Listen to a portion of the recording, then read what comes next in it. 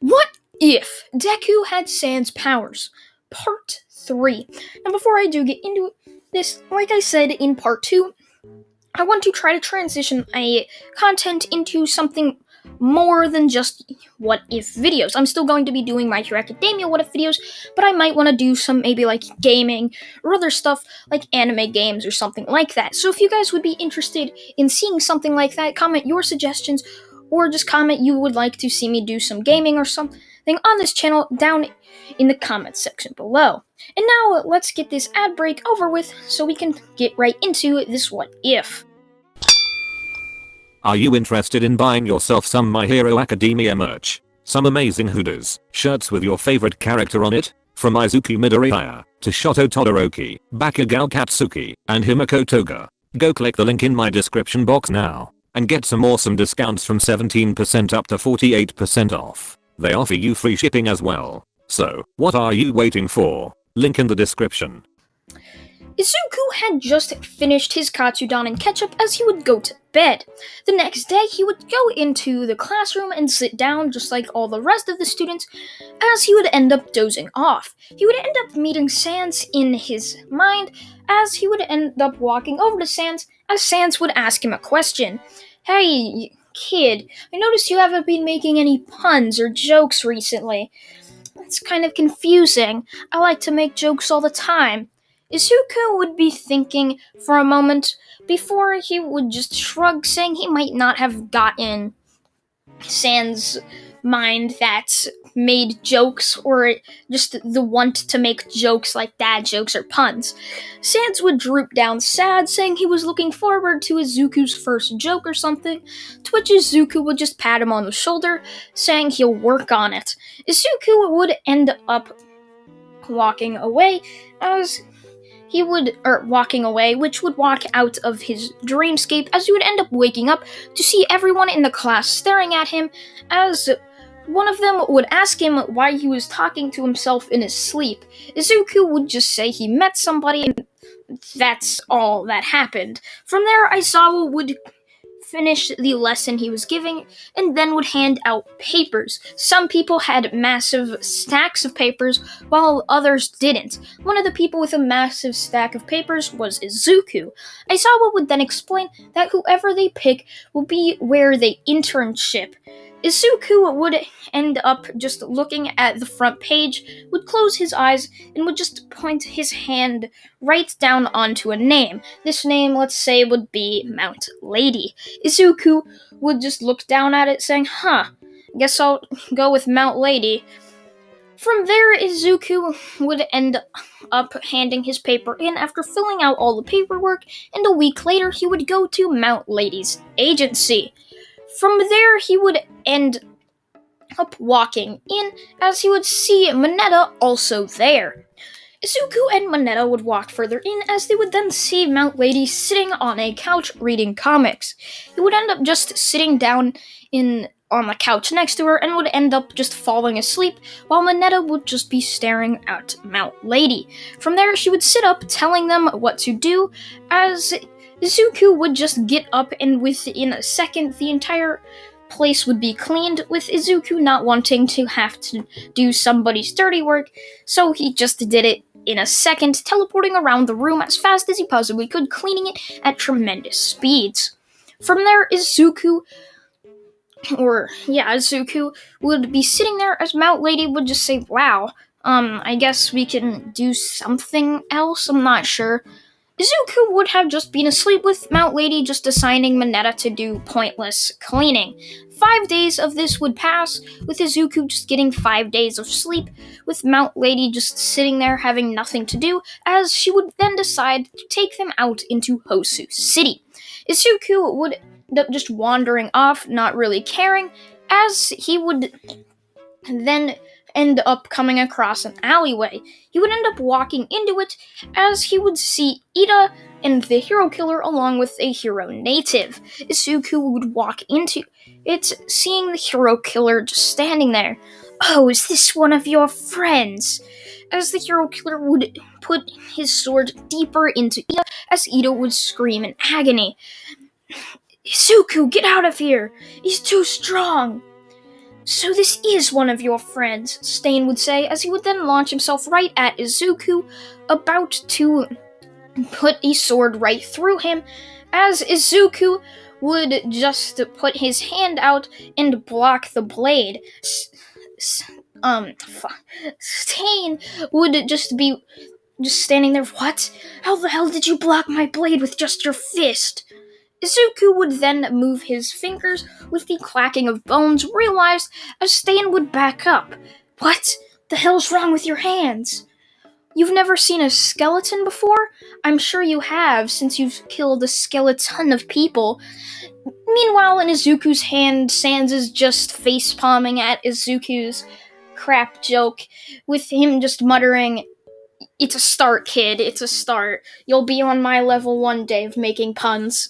Stain would also just be there dumbfounded about this stupidly cheesy dad joke that Izuku had just made, as Izuku would use this to rush up on Stain and would punch Stain right in the stomach before summoning 10 Gaster Blasters, 5 on each side of him, and sending them all to blast right at Stain, but not enough to go through him, killing him, which would cause him to be slammed up against the wall, as Izuku would then punch him across the face, which would be the final blow, knocking him out. Izuku would just smile, thinking that he's finally over with, as the police would swarm the alleyway and would take the hero native and Ida away. They would then tell Izuku how it was irresponsible, but the hero that was scolding him would then realize that the person he was scolding was the same one that he scolded when the kids saved the sludge villain. The hero would just get creeped out and slowly back away, saying he doesn't get paid enough for this, and would run off.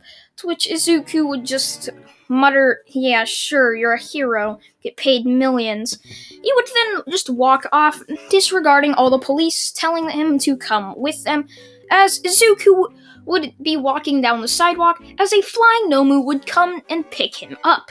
Izuku would just not be bothered to deal with this, as the Nomu would try to sink its claws into his skin, but it was pretty much as hard as bones. It's not gonna go through, so it would barely be holding on to Izuku, as Izuku would be brought to a warehouse. As the person there would be All For One. Izuku would stand up, just saying hi, as All For One would just wonder, "Oh, hello. It appears you have gotten the power of Sans on your side." Izuku would be dumbfounded, just looking at him saying, "Sans? How do you know about Sans?" All For One would just laugh, saying that he's been studying this earth for years. He's lived on it for over 300 years. Do you really think he wouldn't know about the monsters that used to roam the planet? And how humans and monsters used to live there? Izuku would just be dumbfounded about this, as All For One would then just say, "Hand over Sans power. You're too weak for it. Give it to me and let me become the ultimate warrior, the ultimate being."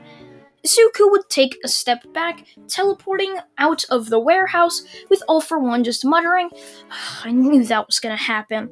But good luck, Izuku, fighting me. I know all of Sans' powers. There's no way you'll be able to beat me. I already know all your weaknesses and strengths." Izuku would be walking back to UA as he would go into Nezu's office, slamming his hands down, telling Nezu to build dorms as fast as possible. Nezu would just wonder why, as Izuku would bring up the incident that just happened. Nezu, being a little scared, would send Cementos to build all of the dormitories for the students, as Nezu would bring out a mandatory meeting for them to go around to all their students' houses to ask them if they can go into dorms for the safety of their children, as it had already gotten out that UA has been attacked at least twice to 3 times. Izuku would be sitting there with his mom, telling her about what will happen, to which she would just be crying, saying that she can't lose her precious baby, or something like that. Izuku would just laugh, saying that she almost had that happen before, but it's no matter. 2 weeks would pass as they would end up moving into the dormitories, to which they would end up getting a month to move in. Izuku would still be distraught after hearing what All For One said. He knew his weaknesses, he knew his strengths, and he knew who Sans was. Sans would try to cheer up Izuku, saying that it doesn't really matter as they will always be able to prevail, as Sans is quite strong and so is his powers. Izuku would try to motivate himself, saying, "Yeah, you're right, there's no way All For One could beat me. Is there?" Izuku would end up going to sleep, saying that as he would end up waking up.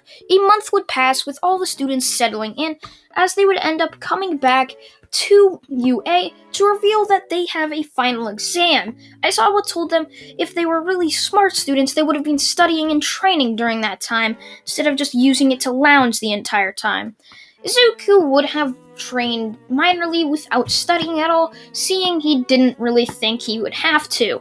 Izuku would end up being paired up with Bakugo in the hero exam. However, he still had to take the written exam, to which he would barely pass, so that he doesn't have to go to summer school.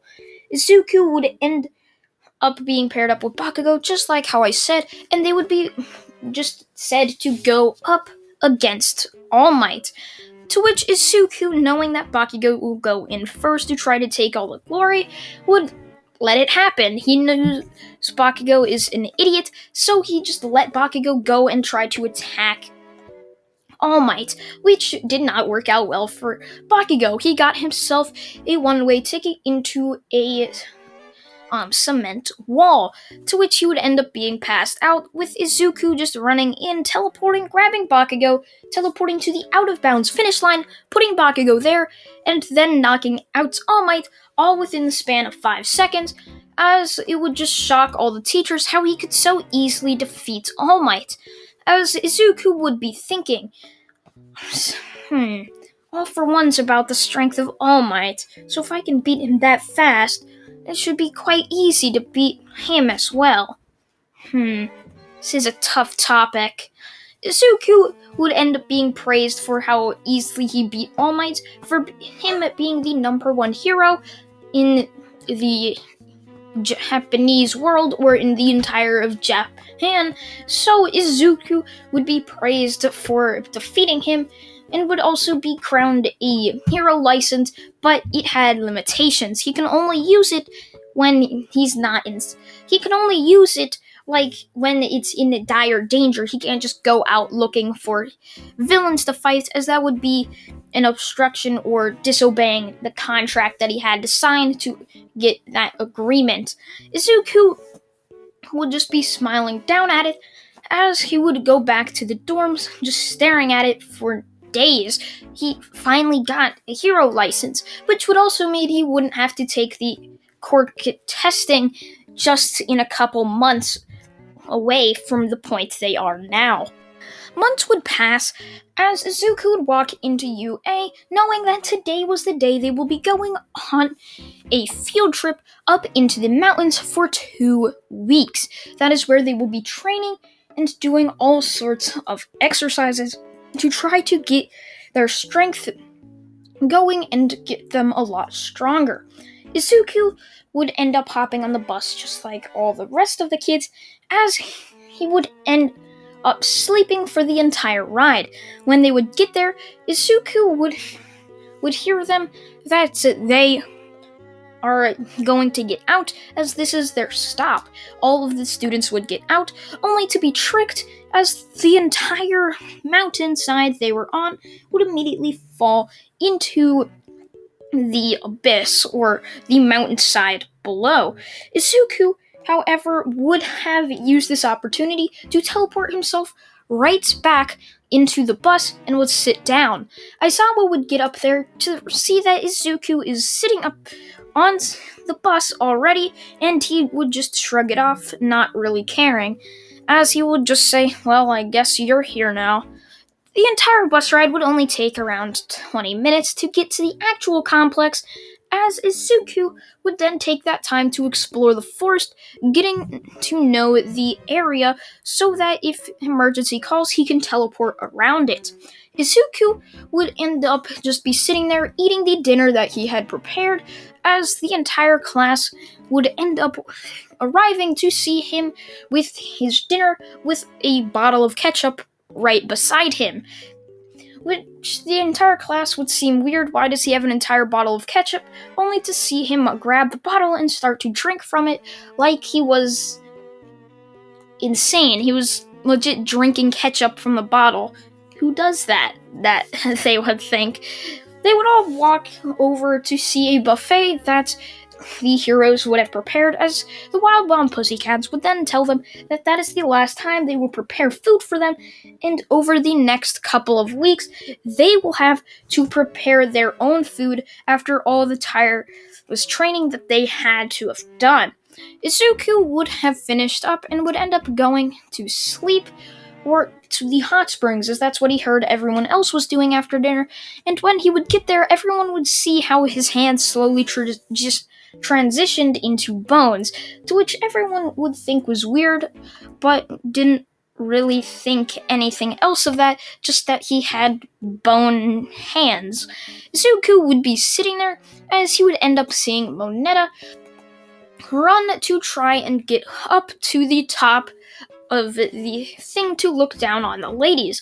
Izuku would end up teleporting up there and grab Moneta by the head and just drop him over back to where he was coming from so that he can't get onto their side, to which Izuku would hear the girls thanking him, to which he would just lift up his hand with a thumbs up and would jump back down, as he would just sit there with all the rest of the people just saying that was pretty cool of Izuku to do, not to let Moneta go do that to their female classmates. Izuku would just be sitting there and after a while decide to go to bed along with the rest of his class. The next day, they would end up starting with a gruesome amount of training that would make everybody else besides Izuku extremely exhausted, while Izuku wouldn't really get exhausted with him just finishing all the tasks they would give him very quickly, which would allow him just to have the rest of the day to just think to himself and wonder what else could he do. He would just spend the day wandering the forest like normal, to where he would end up seeing a kid named Kota looking out over a cliffside, just sitting there. Izuku would walk up to the kid and would sit down next to him, as Izuku would... Sorry for that quick interruption, my cats just ran into my door, which was quite stupid of them. Now, where was I? Izuku would have seen Kota and would walk up to him and sit down next to him, but all of a sudden, just get weird vibes from him, as he would see a very dark shadow right next to the kid. The kid would have been looking like he was being puppeted, as this shadow would then speak. "Give me your powers, Izuku. I know you have them. Know you are Sand's successor. Give me his powers now, or else this kid gets it." Izuku would just say no, as he would punch the kid right in the face, as the kid would start to cry, with Izuku just looking down at his hands as if he was going insane. Izuku would catch up to the kid saying sorry, as Izuku just thought somebody was telling him that somebody was possessing him. The kid would agree with Izuku, saying that he felt as if he was being possessed, which was quite weird. Izuku would just thank the kid for complying and not tattletelling on him, as Izuku would then go back to the main complex, as the day had been over and the students decided to prepare dinner for themselves. As I was saying, they would do this for the next couple weeks, as the final day would come. The heroes would decide to make them do something quite fun, and it was where Class 1A had to wander the forest at night, with Class 1B trying to scare them. Izuku would just be sitting in a tree, looking out for anything to happen, as Izuku thought that that would be the perfect time for villains to strike, and just as you know it, they did.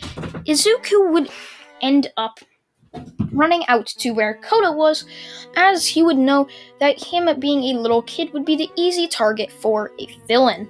Izuku would end up finding Muscular right next to Kota, about to attack him. Izuku would teleport in the way and grab Muscular's hand, saying he's about to have a bad time, as Izuku would then summon hundreds of Gaster Blasters all around Muscular, as they would activate, shooting and piercing his flesh hundreds of times, as Muscular would end up being launched off the side of the cliff, screaming in agony. To where Kirogiri would hear this, as he would go to find Muscular's body, writhing in pain just like Anakin Skywalker was on Mustafar. He would end up putting a portal under him and put him to the doctor's lab, to which he was the Nomu doctor that created the Nomu, so as he can create a good Nomu out of Muscular, so as not to use the flesh for nothing. Muscular would scream, telling him just to let him die and not to turn him into one of those freaks, to which the doctor would just say that he's going to become a Nomu no matter what. His quirk is too powerful to be left alone. So, of course they're gonna turn him into a Nomu. Why wouldn't they? Now, Izuku would end up grabbing Kota as he would teleport them up to where the main base was, as he would take care of Spinner and Magni, who were there with ease, having his anger and his patience being blown out of the window, as he doesn't want to see a young kid like Kota die so easily. So Izuku would just keep on teleporting around looking for villains, and if he found one, he would easily take care of them, whether he sought to defeat them with Gaster Blasters or his blue bones. He would easily defeat them, and sometimes even use his soul manipulation like he did against Bakugo. Izuku would keep this up until he would end up hearing that they got Bakugo. He would just be late to see Dabi running through a portal, as Izuku would yell, "Damn it! How could I have been so stupid? Of course they would go for Bakugo. He's the only one in our class that's quick to anger. He's the best one for them to become a villain." Izuku would just be thinking this, as he would end up going back to the heroes, saying that they got Bakugo, but he has a plan. Within minutes, all of the students would be back at the place, as they would all hop on a bus to go back to the UA school building. They would get there as Izuku would tell Nezu to call a meeting, and Izuku would be at the head of it. Izuku tells them that he knows where All For One's base is, and that he can teleport all the heroes there, to which it would be a complete just blowout to him if he can teleport All Might and the rest of the heroes there. Would just be a great thing for him to do to possibly defeat All For One. Izuku would start up a plan after explaining that he'll teleport everyone there, and that afterwards they'll all have 5 minutes to fight him, and if nothing happens, he's going to blow the place to smithereens with his Gaster Blasters, as he would summon one, showing them what it does, while also shooting an energy beam that would be very weak and wouldn't even pierce a wall. He would tell them that he can make the beams much stronger, and that if he were to do this, nothing inside were to live.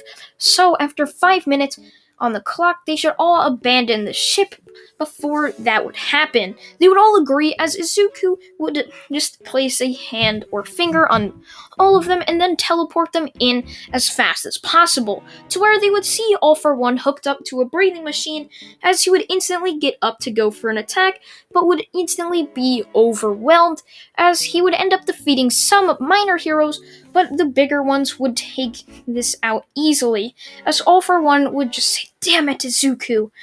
I knew you'd do something like this, just having others deal with your problems. What a way to go, Sans. This will be easy now."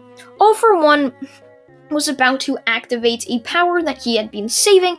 However, at the last second, all the heroes just disappeared. He would be dumbfounded, only to see a bright blue shining light through all of the windows. He would then step back, just saying, No, this can't be. Izuku's Snow Sands, the Gaster Blaster," as instantly the entire place would be blown to smithereens by all of the Gaster Blasters just focusing their energy power right on it, as nothing inside would be left alive, just being vaporized. And that's where I'm going to leave it off, guys. I hope you guys did enjoy What If Deku Had Sans Powers Part 3.